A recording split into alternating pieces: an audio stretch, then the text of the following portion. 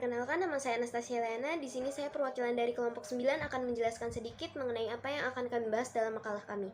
Pertama-tama, makalah kami berjudul Perdagangan dan Investasi di Asia Tenggara dan Asia Timur dengan studi kasus analisis kerjasama ASEAN Plus 3 dalam menghadapi dan mengatasi pandemi COVID-19.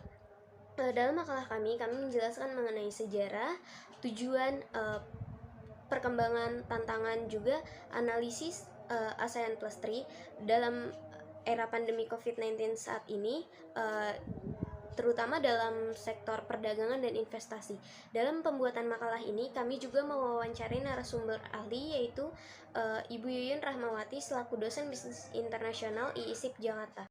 Teori yang dipakai adalah teori neoliberal institusionalisme, yaitu di mana merupakan sebuah teori modern tentang hubungan internasional yang mengklaim bahwa institusi internasional dapat meningkatkan dan membantu kerjasama antar negara.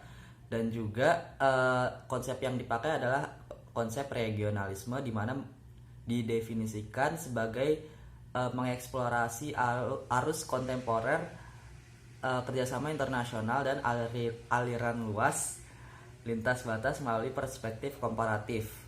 Dan juga konsep di sini ada konsep kerjasama ekonomi internasional, di mana perkembangan situasi hubungan internasional ditandai dengan berbagai kerjasama internasional dan berkembangnya sebagai aspek diantaranya rasionalisme ekonomi di berbagai kawasan yang telah membawa pengaruh semakin besarnya persoalan sosial ekonomi yang lebih menyita perhatian negara-negara dunia melalui serangkaian kerjasama internasional. Assalamualaikum warahmatullahi wabarakatuh. Perkenalkan, nama saya Namira Mundana Sution dengan NRP 2018-230024. Saya perwakilan dari kelompok 9 akan menjelaskan sedikit mengenai sejarah terbentuknya APT. ASEAN Plus 3 dibentuk pada tahun 1997 di negara Malaysia dengan beranggotakan negara-negara ASEAN dan ditambah 3 negara dari negara Asia Timur, yaitu Cina, Korea Selatan, dan Jepang. Dalam hal ini, ASEAN Plus 3 menginginkan adanya kerjasama antar negara Asia Tenggara dan Asia Timur di bidang-bidang seperti ekonomi, sosial, politik, serta keamanan. Salah satu hal yang selalu dibahas dalam kajian kerjasama ASEAN Plus 3 ialah perdagangan, dengan melakukan liberalisasi perdagangan dan pasar bebas. Liberalisasi perdagangan ini dilakukan melalui skema CEPT, yaitu Common Effects Preferential Tariff Scheme, yang merupakan sebuah tahapan dalam penurunan tarif, penghapusan hambatan batasan kuantitatif dan hambatan non-tarif, serta pengecualian terhadap pembatasan nilai tukar terhadap produk CEPT yang disepakati oleh negara-negara ASEAN. Sekian dari saya. Wassalamualaikum warahmatullahi wabarakatuh. Saya Raditya Yuda dari kelompok 9 akan melanjutkan pembahasan tentang analisis kerjasama ASEAN Plus 3 dalam menghadapi pandemi COVID-19. Seperti yang kita ketahui, pandemi ini menyerang seluruh negara di dunia tanpa terkecuali, termasuk di kawasan Asia Timur dan Asia Tenggara. Yang pertama ada di ASEAN.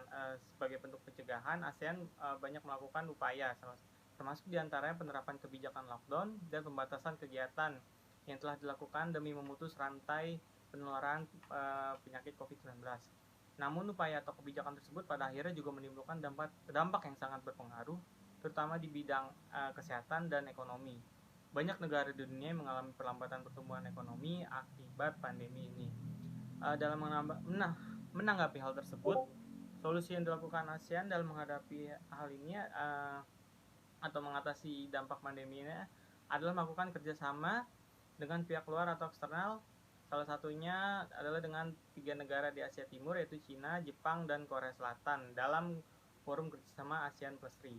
Pada tanggal 14 April 2020 dilaksanakan KTT ASEAN Plus 3 yang khusus membahas tentang upaya pencegahan pandemi COVID-19. Dari KTT ini menghasilkan 18 keputusan, yang beberapa diantaranya seperti yang pertama, pentingnya memperkuat kerjasama. Yang kedua, pentingnya memberikan perlindungan bagi warga negara ASEAN dan Asia Timur. Yang ketiga, memperkuat komunikasi publik. Lalu yang keempat, menugaskan para menteri ekonomi ASEAN dan Asia Timur untuk memastikan berjalan supply chain connectivity. Lalu yang terakhir, mendukung relokasi trust and fund ASEAN guna menangani COVID-19. Dari sini bisa kita lihat peran organisasi internasional sangat penting, seperti ASEAN Plus 3 yang guna menyediakan jaminan-jaminan bahwa semua pihak yang berkomitmen terhadap kewajiban-kewajibannya harus harus dilaksanakan sesuai dengan kesepakatan yang ada. Terima kasih. Assalamualaikum warahmatullahi wabarakatuh. Nama saya Syahlindri Adiatma, saya dari kelompok 9. Di sini saya akan membacakan kesimpulan dari kelompok kami. Kesimpulan di sini dari pembahasan kita ini membahas bagaimana ASEAN Plus 3 menjalani kerjasama dalam menghadapi pandemi COVID-19. ASEAN Plus 3 ini terbentuk pada tahun 1997 yang melibatkan 3 negara Asia Timur, yaitu Cina, Jepang, dan Korea. Dalam menghadapi pandemi COVID-19, di sini ASEAN Plus 3 contohnya seperti Cina melakukan meningkatkan kerjasamanya dengan ASEAN dengan bertukar teknis tentang COVID-19 dan pengalaman dalam pengujian dan perawatan serta dinamika penularan dari virus COVID-19 tersebut. Sekian dari kelompok kami, kurang lebihnya mohon maaf. Wassalamualaikum warahmatullahi wabarakatuh.